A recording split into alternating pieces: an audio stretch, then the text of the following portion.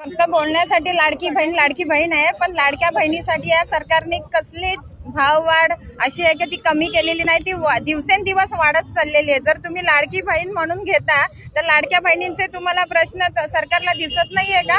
त्या गरीब महिला कशा करत असतील, कशी ती बहीण काय करत असेल, काटकसर करून जे पैसे जमवत असेल स्वतःच्या संसारासाठी, हे अशी दरवेळी त्यांची भाववाढ होत राहिली तर कसं होणार बहिणींचं?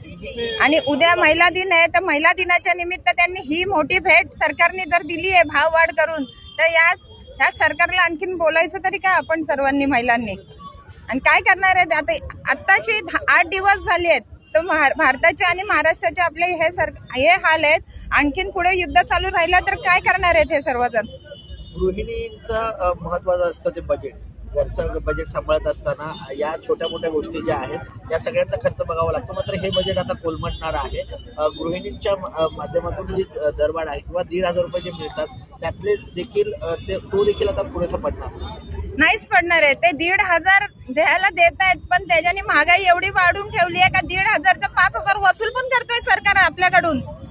पण त्या बिचाऱ्यांना आता काय 1,500 मिळतात तर नाही बोलू शकत, पण ते वाढवत आहेत त्याचं काय? आणि जीएसटी कमी केली आहे, पेट्रोल डिझेल वाढलंय, ते कमी करणार आहेत का? नाही कमी करणार आहेत ना ते. आता सरकारच असं झालं की स्वतःला विश्वगुरु म्हणून घेते. मग काय कशाला म्हणून घेताय तुम्ही विश्वगुरु सरकार स्वतःला?